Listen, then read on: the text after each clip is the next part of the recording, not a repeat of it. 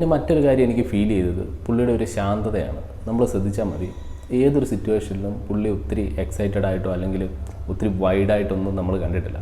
പുള്ളി എപ്പോഴും വളരെ കാമായിട്ടിരിക്കുന്നതാണ് ഞാൻ കണ്ടിട്ടുള്ളത്. ശരിക്കും പറഞ്ഞാൽ അത് നല്ലതാണ്. നമ്മൾ അങ്ങനെ കാമായിട്ടിരിക്കുമ്പോഴേ നമുക്ക് ചില കാര്യങ്ങൾക്ക് ഉത്തരം കിട്ടുകയുള്ളൂ, ചില കാര്യങ്ങൾക്ക് നമുക്ക് പ്രോപ്പറായിട്ട് ചെയ്യാൻ പറ്റുള്ളൂ. അതേസമയം നമ്മളപ്പോൾ നമ്മുടെ ഒരു മൈൻഡ് സെറ്റ് ഡിസ്റ്റർബായിട്ട് നമ്മൾ നിന്ന് കഴിഞ്ഞാൽ ഇതൊന്നും നടക്കില്ല. അപ്പോൾ ആ ഒരു സംഭവം പുള്ളിയിൽ നിന്ന് കണ്ടുപിടിക്കേണ്ട ഒരു ഐറ്റം തന്നെയാണ്. സാധാരണ ഞാൻ നേരത്തെ വീഡിയോ എടുക്കുമ്പോൾ വളരെ പെർഫെക്റ്റായിട്ട് എല്ലാം ചെയ്ത് വീഡിയോ എടുക്കുന്ന ഒരാളായിരുന്നു. പക്ഷേ ഇതിൻ്റെ അകത്ത് ഞാൻ വലിയ ഫിൽറ്ററോ കാര്യങ്ങളോ കട്ടിങ്ങോ വേസ്റ്റിങ്ങോ ഒന്നും ചെയ്യാതെ ഓപ്പണായിട്ട് തന്നെ പറയുകയാണ്. ചിലപ്പോൾ ഇനി തൊട്ട് എൻ്റെ വീഡിയോ അങ്ങനെ ആയിരിക്കും, എനിക്കിപ്പോൾ അങ്ങനെ ചെയ്യാൻ തോന്നി, ഞാൻ ചെയ്തു.